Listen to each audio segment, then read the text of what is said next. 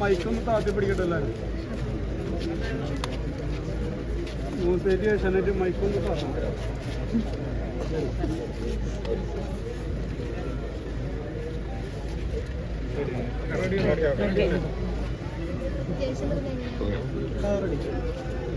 മലയാള ഗാനശൃംഖലയിലെ ഏറ്റവും പ്രമുഖനായ ഗായകനെയാണ് കേരളത്തിൽ നഷ്ടപ്പെട്ടത്.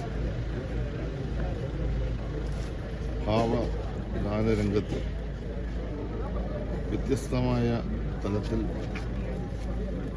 ഗാനങ്ങൾ ആലപിച്ച ഒരു വിശ്വകലാകാരനായിരുന്നു ജയൻ.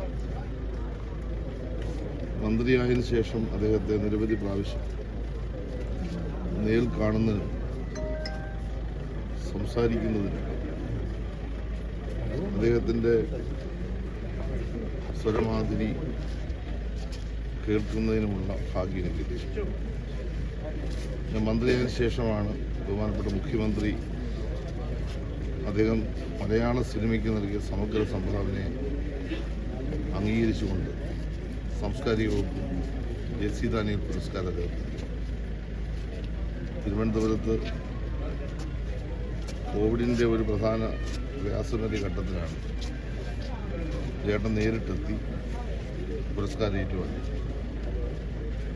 ഒട്ടേറെ പാട്ടുകൾ അദ്ദേഹം നമ്മൾ ആലപിക്കുന്നുണ്ട്.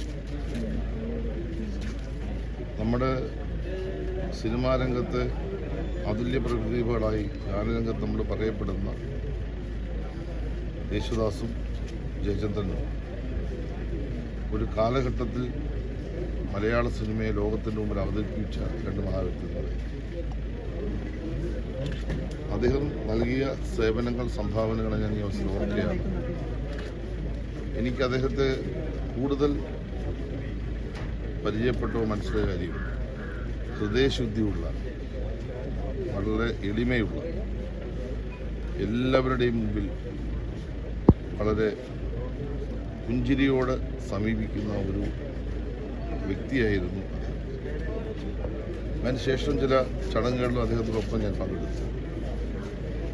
നല്ല ആത്മബന്ധമായിരുന്നു പിന്നീട് ഞാനും അദ്ദേഹവുമായിട്ടുള്ളത്. പല സന്ദർഭങ്ങളിലും പല ആവശ്യങ്ങൾ ഉയർത്തി അദ്ദേഹം വിളിച്ചിട്ടുണ്ട്. ഞാൻ അദ്ദേഹത്തെ വിളിക്കാറുണ്ടായിരുന്നു. പറഞ്ഞ കാര്യങ്ങളൊക്കെ പാലിക്കാനും നമുക്ക് നമ്മുടെ കേരളത്തിൻ്റെ സിനിമാ രംഗത്തും സാംസ്കാരിക രംഗത്തും അതുപോലെ തന്നെ ഗാനശൃംഖലയിൽ ബഹുമാന ചേട്ടൻ നൽകിയ സംഭാവനകളെ, അതിൻ്റെ സംഭാവനകൾ പകരം വെക്കാൻ മറ്റൊരാളുണ്ടാകാത്ത തരത്തിലാണ് അദ്ദേഹം ഗാനരംഗത്ത് സംഭാവന നൽകിയത്. തീർച്ചയായിട്ടും അദ്ദേഹത്തിൻ്റെ എല്ലാ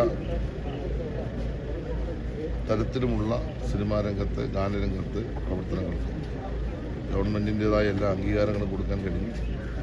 സംസ്ഥാന ഗവൺമെൻറ് എല്ലാ ബഹുമതിയോടും കൂടിയാണ് സംസ്കാര ചടങ്ങുകൾ നടത്താൻ നിശ്ചയിച്ചിട്ടുള്ളത്.